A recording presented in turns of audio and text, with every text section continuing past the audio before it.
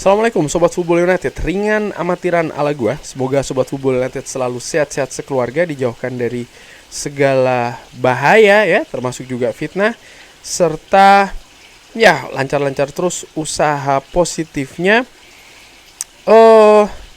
Kali ini gua ingin membahas sebuah update. Ini terkait dengan situasi ataupun gue ambil dari ESPN ya, dari Rob Dawson. Oke, gue langsung artikan dulu aja ya. Gue ambil dari MUFC MPB. Ini Manchester United saat ini ya terbuka untuk menerima tawaran terhadap pemain-pemain senior untuk mendanai transfer musim panas ini.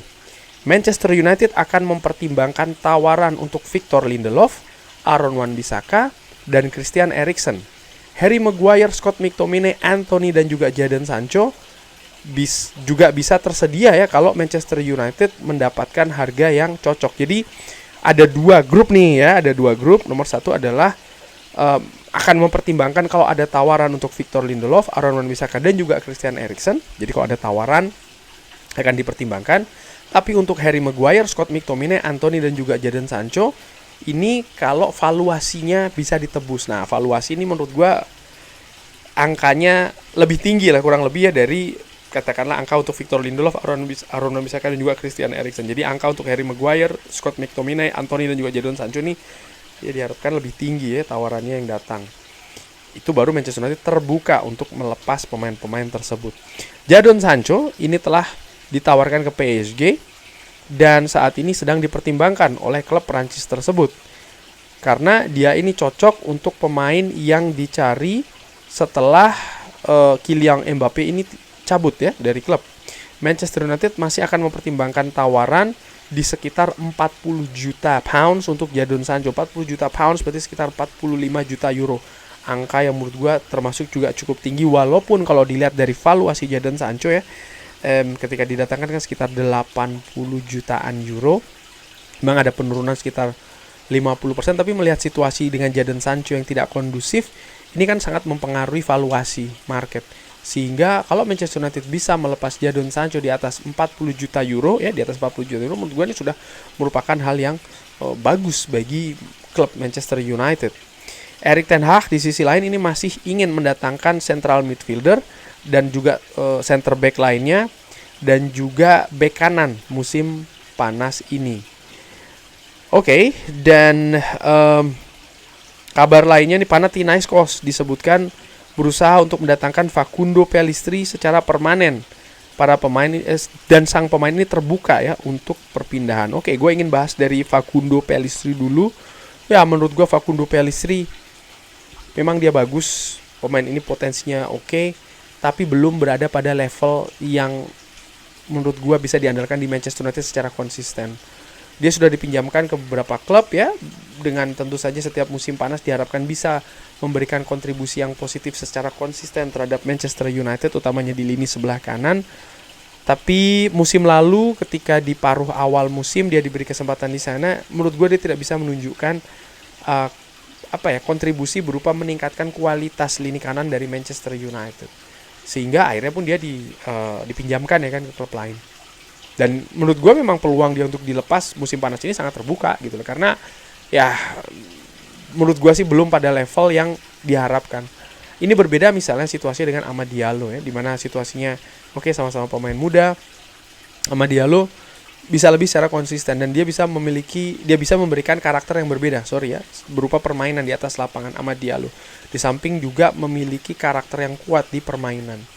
Mungkin Sobat Football United ada juga yang membandingkan kenapa tidak Anthony saja. Nah, Anthony ini situasinya berbeda. Bagaimana investasi dari Manchester United ini terlampau besar sekali yang dikeluarkan ya, berupa hampir 100 juta euro ya kan, ini dilakukan 2 musim lalu.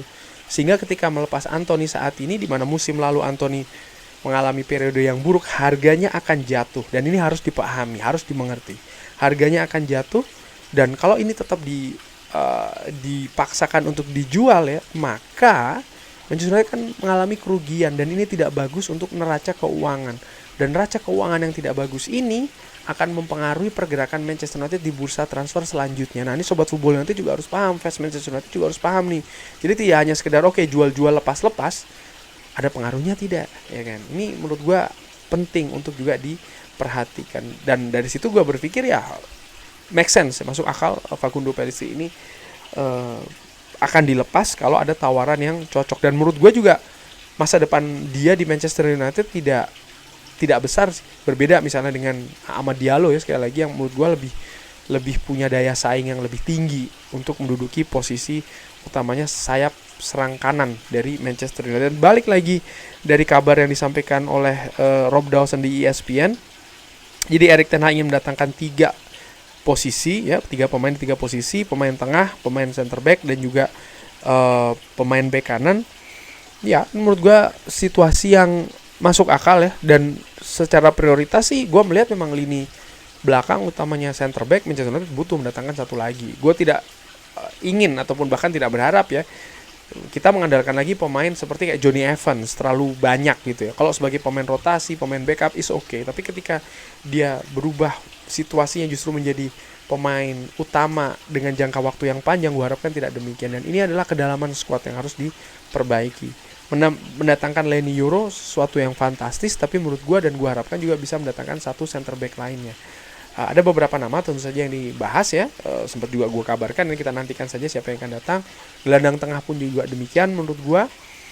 Dan ini situasinya sama kayak bek kanan sih, mungkin akan tergantung sedikit dari siapa pemain yang lepas. Artinya Manchester United tidak bisa secara leluasa, secara bebas untuk mendatangkan pemain baru ya, tapi harus nunggu dulu nih siapa pemain yang cabut dari Manchester United. Dan tadi disebutkan di awal bahwa memang ada nama pemain senior seperti Victor Lindelof, Aaron Wan-Bissaka, dan juga Christian Eriksen. Dari 3 nama tersebut, gue pikir Victor Lindelof dan juga Christian Eriksen ini punya peluang yang besar untuk cabut, terutama nama terakhir ya, Christian Eriksen, karena gue melihat ada penurunan penampilan dari Christian Eriksen. Di sisi lain juga gue harap sih Manchester United bisa mendatangkan pemain dengan kualitas yang lebih tinggi lagi. Christian Eriksen di musim pertama bersama Manchester United menurut gue tampil fantastis, walaupun dia sering bermain bukan di posisi terkuatnya.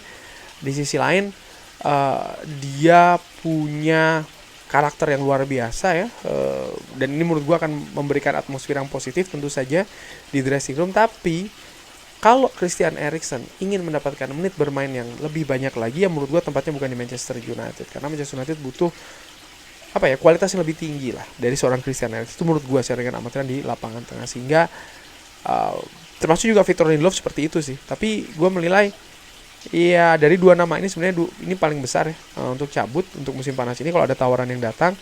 Cuman kalau untuk memilih atau memperkirakan, memperkirakan di antara Victor Lindelof dan juga Christian Eriksen, gue pikir Christian Eriksen peluangnya lebih besar ya, karena ya dia butuh menit bermain mungkin yang lebih tinggi daripada sebelumnya. Dan nama-nama seperti Harry Maguire, Scott McTominay, Anthony, dan juga Jadon Sancho, menurut gue sih ketika nanti misalnya Jadon Sancho bisa laku dengan harga tinggi, PSG misalnya menawar dengan 40 jutaan lebih bahkan, menurut gue pemain lainnya akan tetap berada di Manchester United.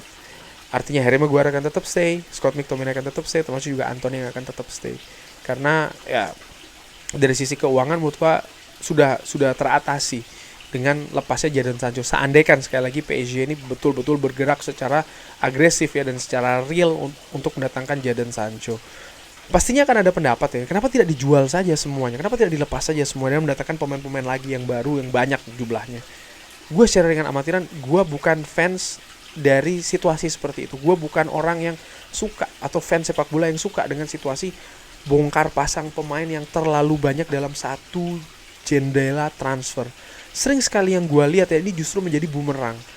Kalau memang itu berhasil di game ya, di permainan ya kan, justru gue lihat sebaliknya sih di sepak bola yang nyata, yang real, turnover atau pergantian pemain yang terlalu tinggi frekuensinya, kuantitasnya di satu jendela bursa transfer ini sering sekali justru mengakibatkan ketidakseimbangan, karena akan ada banyak pemain yang harus beradaptasi, harus melakukan penyesuaian, dan penyesuaian ini pun juga bukan hanya terkait dengan situasi di atas lapangan ya, tapi juga di dressing room, tapi juga di kotanya, social culture-nya, dan banyak hal lainnya. Dan ini menurut gue justru sering sekali menyebabkan tim itu jadi tidak solid, katakanlah demikian ya. Sehingga ya gue berharap sih Manchester United sudah mendatangkan 2 pemain, mungkin maksimal 2 pemain lagi itu sudah cukup sih menurut gue secara ringan amatir, atau maksimal 5 pemain secara total didatangkan di bursa transfer kali ini, dengan juga melepas kurang lebih jumlah yang sama ya pemain inti utamanya di Manchester United. Jangan terlalu banyak, lebih baik dilakukan secara bertahap ya. Musim panas ini sekian pemain, lalu mungkin akan ada di musim dingin ataupun di musim panas selanjutnya. Dan menurut gua itu jauh lebih sehat dibandingkan satu jendela transfer 11 pemain ya kan, ganti semua, dilepas ganti lagi 11 pemain masuk.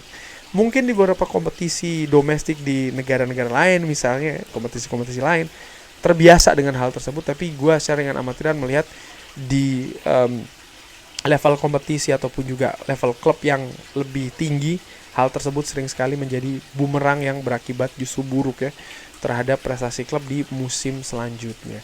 Kurang lebih demikian. Bagaimana menurut Sobat Football United? Seperti biasa silahkan drop di kolom komen. Terima kasih sudah menyaksikan. Jangan lupa like, share, dan juga subscribe. Wassalamualaikum warahmatullahi wabarakatuh. Thank you.